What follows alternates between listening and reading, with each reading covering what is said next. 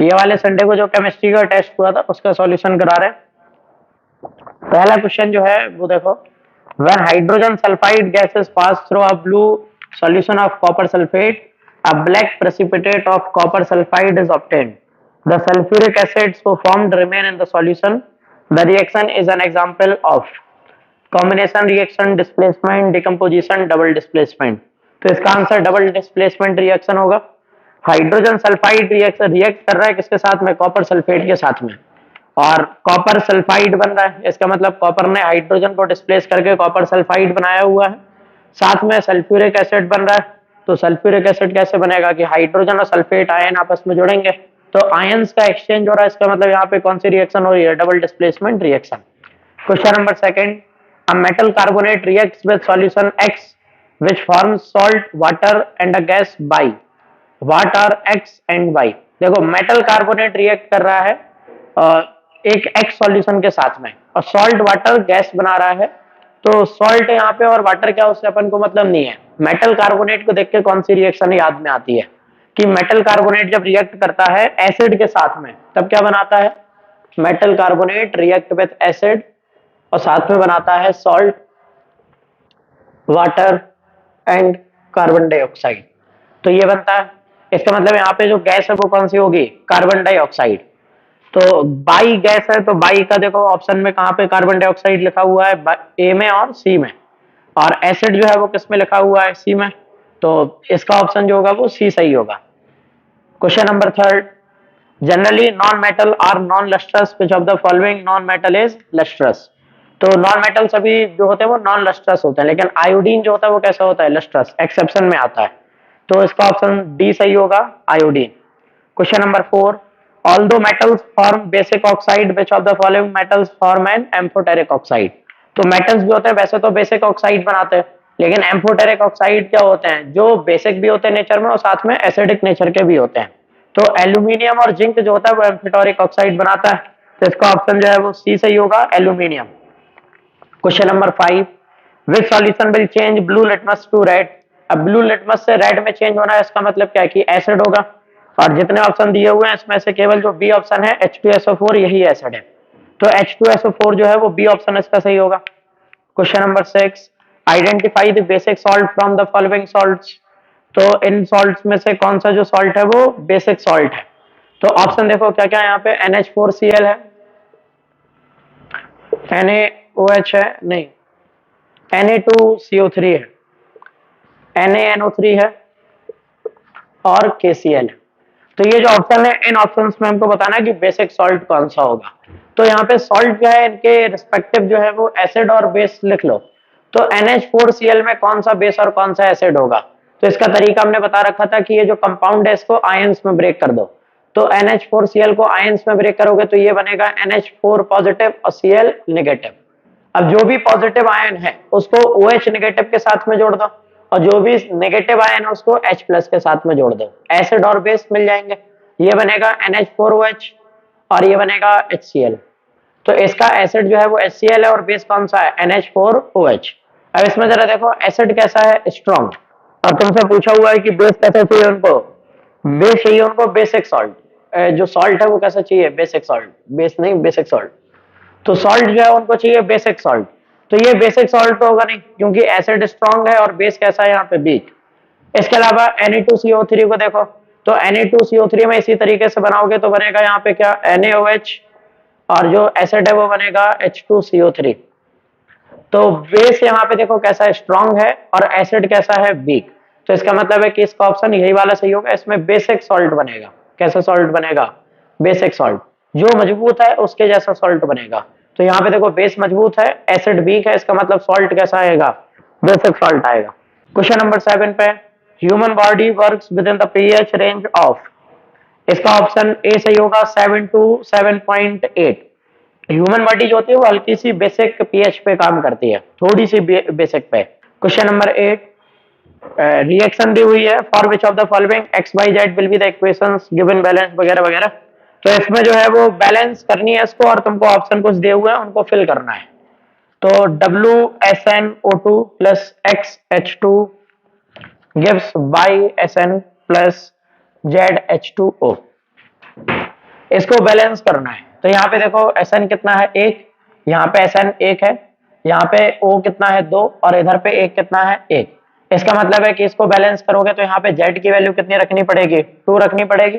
यहाँ पे इसको सीधे ऐसे बैलेंस कर लो, तो SnO2 प्लस H2 एक बार ऐसे लिख लो इसको, और जो तुम्हें बैलेंस करना है उसको बैलेंस कर लो और उसके बाद में फिर ऊपर वाले से कंपेयर करा दो साथ में H2O। अब इसको एक बार बैलेंस कर लो अपने हिसाब से, ऊपर तुम्हें मतलब नहीं है क्या हुआ, यहाँ पे पहले इसको बैलेंस कर लो, तो दो इधर मल्टीप्लाई कराओगे तो यहाँ पे 2 मल्टीप्लाई कराते ही हाइड्रोजन कितना हो जाएगा 4, और यहाँ पे हाइड्रोजन कितना है 2, तो यहाँ पे भी 2 का मल्टीप्लाई कराओगे, तो यहाँ पे ये 2 का मल्टीप्लाई, यहाँ पे 2 का मल्टीप्लाई, और रिएक्शन जो है वो बैलेंस हो गई।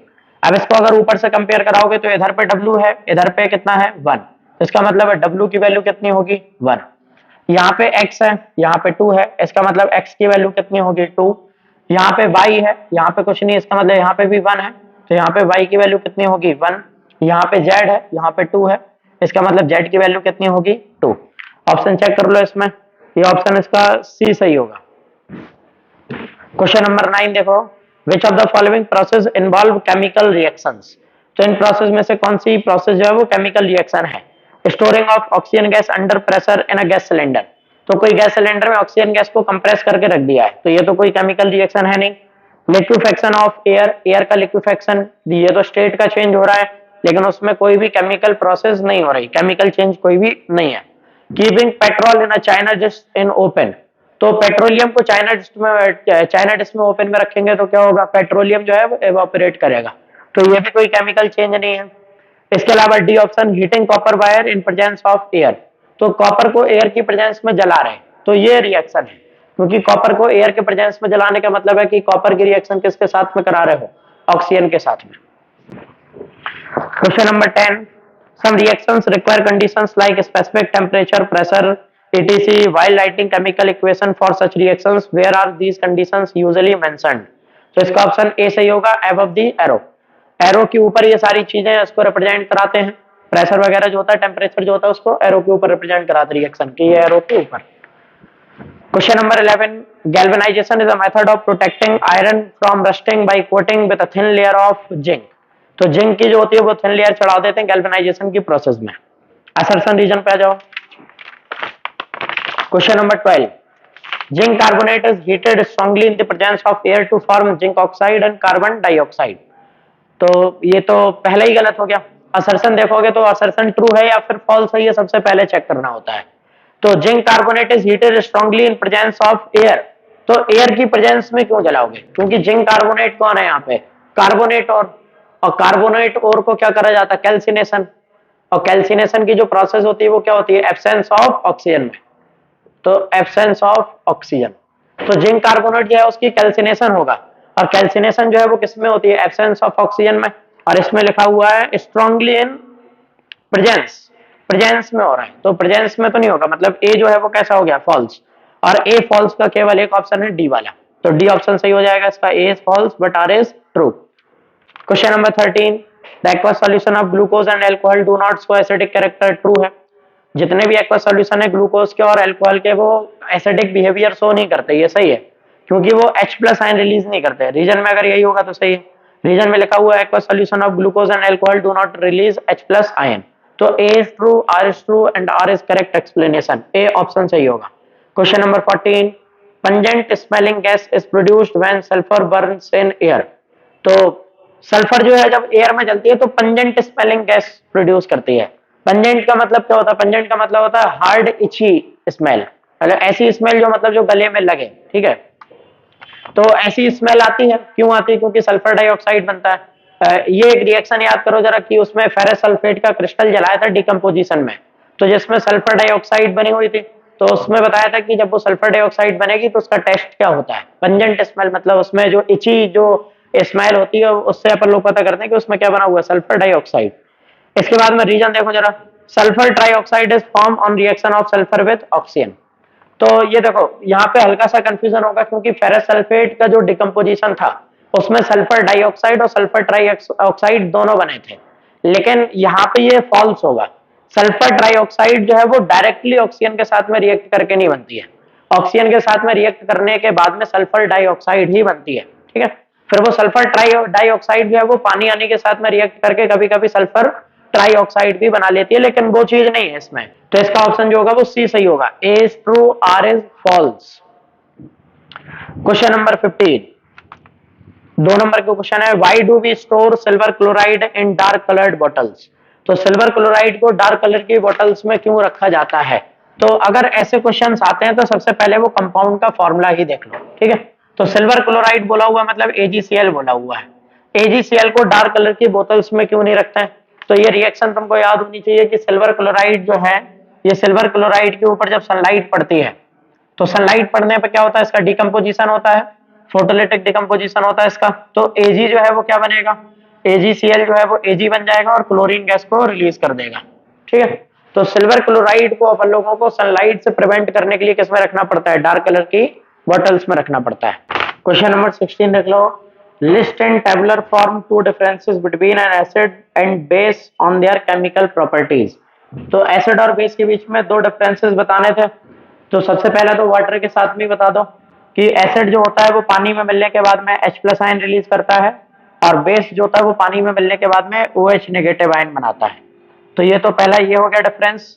दूसरा डिफरेंस बताते तो दूसरा डिफरेंस क्या हो जाता कि एसिड जो होता है वो मेटल कार्बोनेट जो है उसके साथ में रिएक्ट कर जाता है। एसिड जो है वो मेटल कार्बोनेट के साथ में रिएक्ट करता है और कार्बन डाइऑक्साइड गैस बनाता है। क्या बनाता है, कार्बन डाइऑक्साइड गैस। ये तो देखो क्वेश्चन में भी था इसके पहले। तो मेटल कार्बोनेट एसिड रिएक्ट करके कार्बन डाइऑक्साइड बनाएंगे, जबकि बेस जो है वो मेटल कार्बोनेट के साथ में रिएक्ट ही नहीं करेगा, ठीक है। तो नो रिएक्शन। तो ये इसके 2 डिफरेंसेस हो जाते हैं। उसके बाद में question number 17, what is a neutralisation reaction, give 2 examples. तो न्यूट्रलाइजेशन रिएक्शन पूछी हुई है, क्या होती है न्यूट्रलाइजेशन रिएक्शन। एसिड और बेस मिलकर क्या बनाते हैं, सॉल्ट प्लस वाटर, इसी को क्या बोलते हैं, न्यूट्रलाइजेशन रिएक्शन। तो कोई भी 2 एग्जाम्पल तुमको यहाँ पे लिख देने रहते हैं, कोई भी एसिड बेस के बीच में रिएक्शन करा देते हैं। फॉर एग्जाम्पल जैसे HCl के बीच में और NaOH के बीच में रिएक्शन करा दी, सबसे सिंपल तो यही है। रिएक्ट करने के बाद में क्या बनेगा, NaCl प्लस H2O।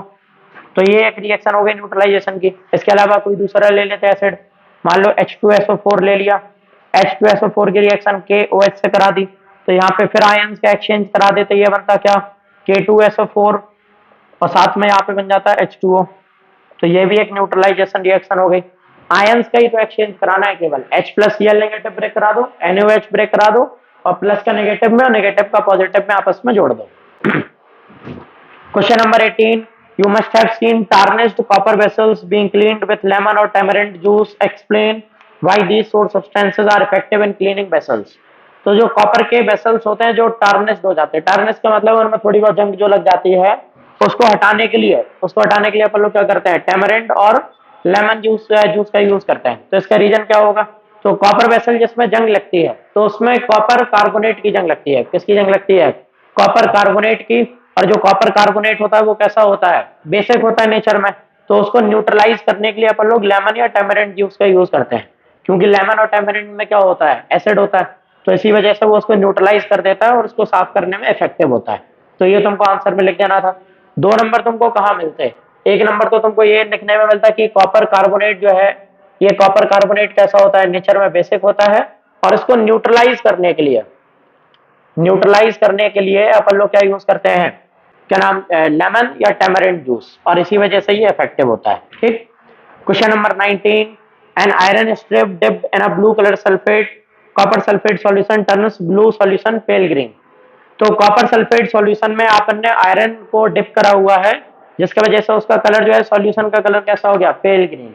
तो इसका सीधा सा रीजन होगा कि कॉपर सल्फेट के सॉल्यूशन में जैसे ही आयरन को मिलाया, तो आयरन क्योंकि ज्यादा रिएक्टिव होता है तो उसने किसको डिस्प्लेस करा दिया, कॉपर को, और क्या बना दिया, क्या नाम, आयरन सल्फेट। और जिसकी वजह से वो सॉल्यूशन कैसा हो गया, कलर चेंज, क्योंकि ये ब्लू कलर का होगा कॉपर सल्फेट, और आयरन सल्फेट कैसे कलर का होगा, पेल ग्रीन, ठीक। ये हो जाता है इसका रीजन। इसके बाद में calcium does not occur in free state in nature. तो कैल्शियम फ्री स्टेट में क्यों नहीं पाया जाता नेचर में, क्योंकि calcium is a highly reactive metal. तो कैल्शियम जो होता है वो ज्यादा रिएक्टिव मेटल होता है, जिसकी वजह से वो नेचर में किसी ना किसी दूसरे एलिमेंट या कंपाउंड के साथ में रिएक्ट करके रहता है। और क्वेश्चन नंबर 20 आ जाओ, 3 नंबर का question, what is meant by refining of metals. तो मेटल्स की रिफाइनिंग क्या होती है, तो मेटलर्जी की प्रोसेस होने के बाद में जो मेटल्स अपन को मिलते हैं, तो उसमें से जो थोड़ी बहुत इम्प्योरिटी होती है, उसको और ज्यादा एनहांस करने के लिए, मतलब उसको और ज्यादा इम्प्योरिटी को हटाने के लिए जो प्रोसेस होती है, उसको बोलते हैं refining. Describe the electrolytic refining of copper with a neat level diagram. तो डायग्राम देख लो जरा, ये वाला डायग्राम तुमको बनाना था, बेल लेवल डायग्राम, जिसमें एनोड मट वगैरह ये सारी चीजें उसमें लिख देते हैं। Question number 21, what will be the action of following substances on litmus paper. तो ये जो सब्सटेंस दिए हुए हैं, इन सभी के लिटमस पेपर पे क्या एक्शन होता, इसमें क्या क्या दिए हुए हैं तुमको। ड्राई HCl गैस, तो ड्राई HCl गैस का कोई भी इफेक्ट नहीं होता, क्योंकि गैसियस फॉर्म होने की वजह से ये आयंस में ब्रेक नहीं होता, मतलब एसिडिक बिहेवियर शो नहीं कर पाता है।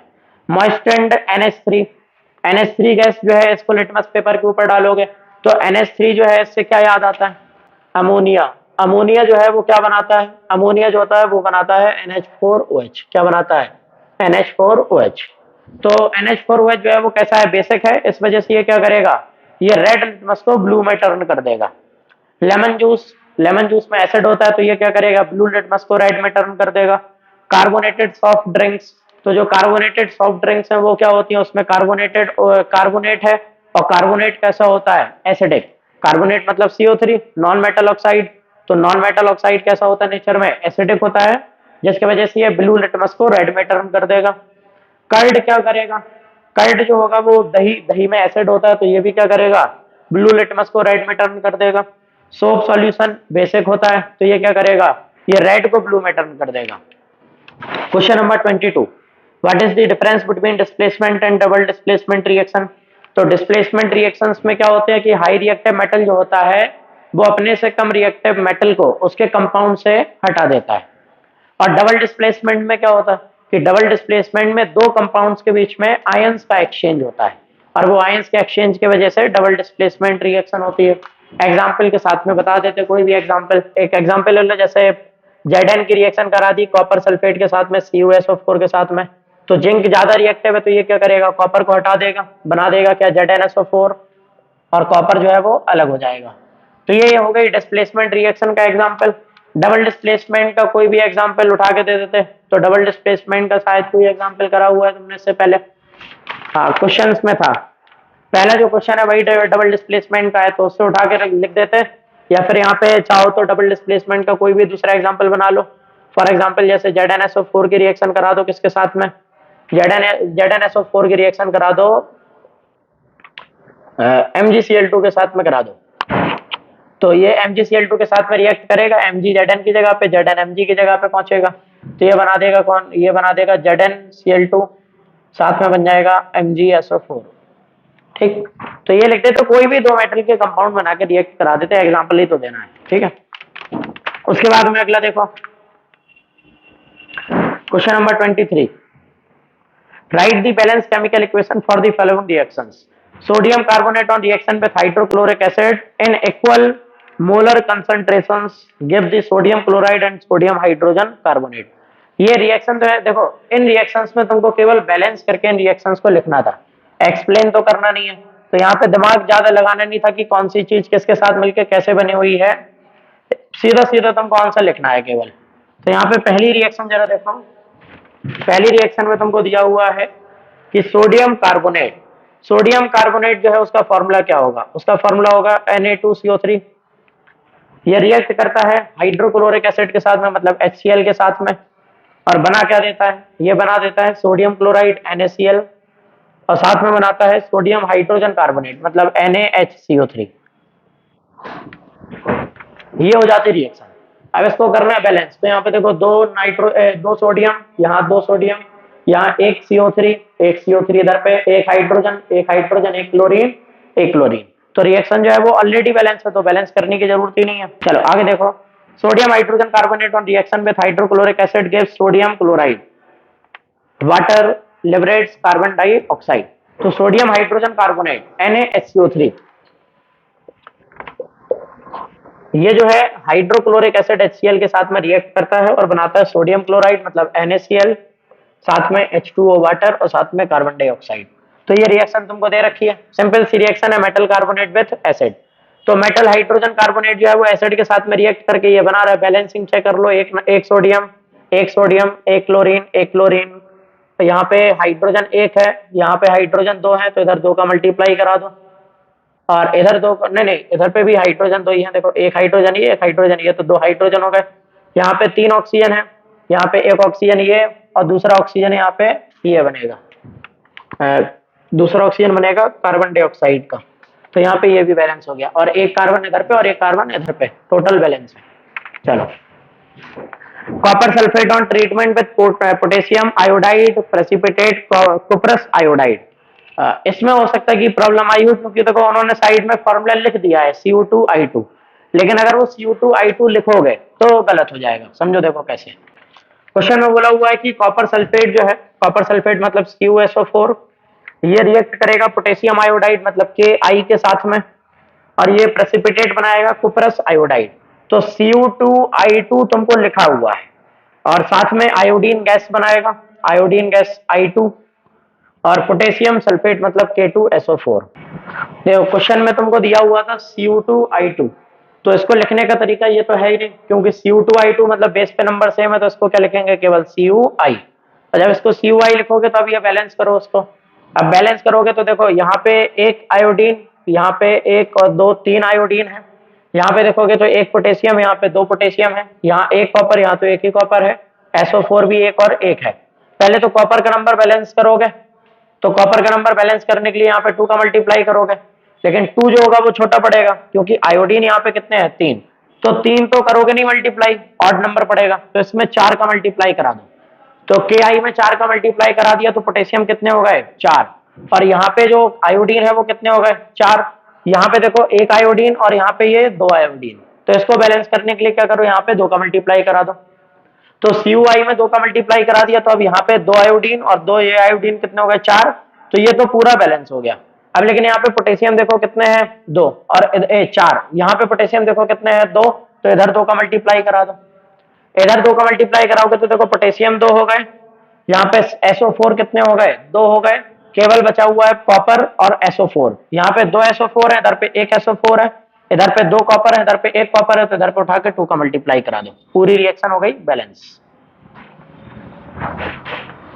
ठीक, तो ये रिएक्शन इस तरीके से बैलेंस हो जाती है। Question number 24, first part, stainless steel is very useful material for our life. In stainless steel iron is mixed with. तो आयरन में क्या मिक्स करते हैं स्टेनलेस स्टील में, तो निकल और क्रोमियम, ए ऑप्शन सही होगा।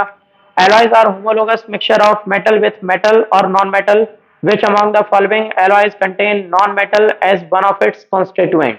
तो इनमें से कौन से एलॉय में नॉन मेटल मिला होता है, तो ब्रास ब्रॉन्ज अमलगम किसी में नहीं मिला होता, किसमें मिला होता है, स्टील में। स्टील में कार्बन को मिलाते हैं अपन लोग। Question number 3, name N alloy of aluminium used in construction of aircraft. अब ये देखो यहाँ पे दिक्कत ये है कि उसमें पैसेज में दिया हुआ था कि mixing it with magnesium to make an alloy makes it stronger. The alloy of aluminium and magnesium is called magnalium. तो ये मैग्नीलियम जो है वो तुमको दिया हुआ है इसका नाम, लेकिन ऑप्शन में कहीं पे मैग्नीलियम है नहीं, तो इसको कैसे करना था, इसको फिर तुमको यहाँ पे एलिमिनेटिंग द रॉन्ग ऑप्शंस करके करना है। एमसीक्यू सॉल्व करने का एक तरीका ये भी होता है, जब तुमको सही आंसर ना पता हो तो गलत ऑप्शंस को हटा दो। यहाँ पे कौन कौन से ऑप्शन गलत है वो चेक कर लो। सोल्डर गलत होगा, टिन का ये एलॉय होता है। मिल्ड स्टील गलत होगा, आयरन का एलॉय होता है। अमलगम गलत होगा, मरकरी का एलॉय होता है। बचा कौन सा, ड्यूर एल्यूमिन। तो ड्यूर एल्यूमिन जो होता है ये एल्यूमिनियम का एलॉय होगा, तो इसी वजह से इसमें ऑप्शन सही कौन सा होगा, ए ऑप्शन सही होगा। Question number 25, a cloth strip dipped in onion juice is used for testing a liquid X. The liquid X changes its order. Which type of an indicator is onion juice? तो onion juice में कपड़े को डुबोया और उसको एक liquid x में जाकर डुबो दिया, तो वो लिक्विड एक्स ने क्या करा, उस कपड़े की स्मेल को चेंज कर दिया। तो जैसे ये लिक्विड एक्स है, इस एक्स लिक्विड में कपड़े के टुकड़े को डुबाया, तो ये कपड़े को जो टुकड़ा है इसका ऑर्डर जो है वो क्या हो गया, चेंज। तो इसका मतलब है कि यहाँ पे जो सॉल्यूशन है, इस सॉल्यूशन ने इसका जो है ऑर्डर चेंज कराया है। और ऑर्डर जब चेंज होता है तब कौन सा इंडिकेटर ऑर्डर चेंज कराता है, ओल फैक्ट्री इंडिकेटर। तो ऑनियन जूस मिलने के बाद में तो ऑर्डर चेंज हुआ है, इसका मतलब ऑनियन जूस कैसा इंडिकेटर होगा, ओल फैक्ट्री इंडिकेटर। कैसा होगा ये, ओल फैक्ट्री इंडिकेटर। ठीक, उसके बाद में पूछा हुआ है कि the liquid x turns blue litmus red. जो एक्स लिक्विड है ये क्या कर रहा है, ब्लू लिटमस को रेड में टर्न कर रहा है। इसका मतलब क्या हुआ कि ये जो एक्स लिक्विड है ये कैसा हो गया, एसिड। कैसा हो गया ये, acid. List the observations liquid x will show on reacting with the following. तो जिंक ग्रेन्यूल्स के साथ में अगर एक्स की रिएक्शन कराओगे, एक्स यहाँ पे कौन है, एसिड, तो एसिड की रिएक्शन जिंक ग्रेन्यूल्स के साथ में कराओगे, क्या बनेगा, सॉल्ट बनेगा। सॉल्ट के साथ में क्या बनेगी, हाइड्रोजन गैस लिबरेट होगी। तो ये ऑब्जर्वेशन हो जाएगा कि हाइड्रोजन गैस लिबरेट होगी। कोई भी यहाँ पे एक रिएक्शन कर देते हैं, एसिड कोई भी, मान लो यहाँ पे HCl, साथ में रिएक्शन करा दो Zn की, क्या बनेगा, ZnCl2, ZnCl2, और साथ में हाइड्रोजन गैस लिबरेट होगी। उसके बाद में सोडियम कार्बोनेट, तो सॉलिड सोडियम कार्बोनेट के साथ में जिंक रिएक्ट करेगा, तो ये क्या होगा, ये रिएक्शन एक बार और आ चुकी थी कि यहाँ पे मेटल कार्बोनेट के साथ में रिएक्ट करेगा एसिड, तो क्या बनाएगा, सॉल्ट वाटर और कार्बन डाइऑक्साइड। तो यहाँ पे कोई भी ले लेते हैं मेटल कार्बोनेट, यहाँ पे तो मेटल कार्बोनेट मान लो फॉर एग्जांपल तुमने ले लिया Na2CO3, इसके साथ में तुमने रिएक्शन करा दी एसिड की, तो एसिड जो है वो कोई भी एसिड HCl ले लो, यहाँ पे रिएक्ट करेगा, क्या बनेगा, NaCl बनेगा, सॉल्ट, साथ में कार्बन डाइऑक्साइड बनेगी। तो यहाँ पे ये कार्बन डाइऑक्साइड यहाँ पे बना देगा, साथ में वाटर भी बनेगा, तो H2O बन गया। ठीक, तो ये जो है वो ऑब्जर्वेशन हो गई तुम्हारी। उसके बाद में कुछ इसमें आगे लिखा हुआ है, write the chemical equations for the reaction involve. लो पूछा हुआ भी था तो तुमने साथ में कर दिया। ठीक है, तो ये हो गया। Distinguish between roasting and calcination. तो रोस्टिंग और कैल्सिनेशन में क्या डिफरेंस होता है कि रोस्टिंग जो होती है वो ऑक्सीजन की प्रेजेंस में होती है, और कैल्सिनेशन जो होता है वो ऑक्सीजन की एब्सेंस में होता है। Which of these two is used for sulphide ores and why. तो इन दोनों में से कौन सा जो है वो सल्फाइड ओर के साथ में यूज होता है, तो कैल्सिनेशन तो होगा नहीं, क्योंकि कैल्सिनेशन जो है वो एब्सेंस ऑफ ऑक्सीजन है। क्या होगा इसका आंसर, रोस्टिंग, क्योंकि रोस्टिंग जो होती है वो क्या होती है, प्रेजेंस ऑफ ऑक्सीजन में होती है। और सल्फाइड ओर का मतलब क्या हुआ, ZnS जो है वो सल्फाइड ओर जो है इसमें ऑक्सीजन ऑलरेडी नहीं है, तो इसमें रोस्टिंग के जरिए ऑक्सीजन को जोड़ा जाएगा, ऑक्सीडेशन कराया जाएगा, और Zn जो है वो बनेगा ZnO। तो ZnO क्यों बनाया जाता है, क्योंकि ऑक्साइड से मेटल को रिड्यूस करना आसान होता है इन कंपैरिजन टू सल्फाइड। उसके बाद में पूछा हुआ है, right a chemical equation two illustrate the use of aluminium for joining cracked railway lines. तो क्रैक्ड रेलवे लाइंस में एल्यूमिनियम को कैसे यूज करा जाता है, तो इसका सिंपल सा रिएक्शन है। यहाँ पे क्या करना था तुमको, Fe2O3 जो है उसको एल्यूमिनियम के साथ में रिएक्ट करा देते हैं, जिससे क्या बनता है, Al2O3, और साथ में क्या बनता है, आयरन लिक्विड फॉर्म में, मॉल्टन फॉर्म में। तो यहाँ पे देखो आयरन ऑक्साइड जो होता है उसमें एल्यूमिनियम मिला देते हैं, पाउडर्ड, ये दोनों चीजें लेते हैं, तो एल्यूमिनियम पाउडर करके मिला दिया जाता है, जिससे Al2O3 बनता है। और क्या नाम, एक्सोथर्मिक रिएक्शन होती है, जिससे आयरन जो होता है वो किस फॉर्म में बनता है, लिक्विड फॉर्म में, मॉल्टन फॉर्म में। और रेलवे क्रैक्स में जहाँ पे बीच में क्रैक होता है वहां पे फिट करा देते हैं, जिससे फिर ये उस क्रैक को जोड़ देता है। Write the steps involve in the extraction of pure metal in the middle of activity series from their carbonate ore. तो जो मिडल ऑफ रिएक्टिविटी सीरीज है उसमें कार्बोनेट ओर जो होते हैं उनको एक्सट्रैक्ट करने का तरीका तुमको यहाँ पे लिखना था। तो कार्बोनेट ओर्स को कैसे एक्सट्रैक्ट करा जाता है, तो कोई भी कार्बोनेट ओर ले लो, जैसे ZnCO3 ले लिया। ये ZnCO3 को कैसे एक्सट्रैक्ट करना है, सबसे पहले कंसंट्रेशन ऑफ ओर, और एक बार कंसंट्रेशन ऑफ ओर होने के बाद में, कंसंट्रेशन का मतलब है कि उसमें से धूल मिट्टी और इम्प्योरिटी जो है ओर में से उसको निकाल देना, और ओर में से इम्प्योरिटी निकालने के बाद में फिर जब ZnCO3 बचेगा, ओर अकेला बचेगा, तो ZnCO3 को अपन लोग क्या कराएंगे, ZnCO3 का कराएंगे कैल्सिनेशन। क्या कराएंगे इसका, कैल्सिनेशन। कैल्सिनेशन होने के बाद में तुमको ZnO मिलेगा, और फिर ZnO को क्या करेंगे, कोक के साथ में, मतलब कार्बन के साथ में रिड्यूस करा देंगे, और ये रिड्यूस होने के बाद में क्या बनेगा, तुमको क्या मिलेगा, जिंक मिल जाएगा। तो ये इस तरीके से तुम मिडल ऑफ एक्टिविटी सीरीज, मतलब कोई भी मेटल को जो मिडल में होता है एक्टिविटी सीरीज के, उसको एक्सट्रैक्ट कर सकते हो। तो पूरे सॉल्यूशन इस तरीके से होगा।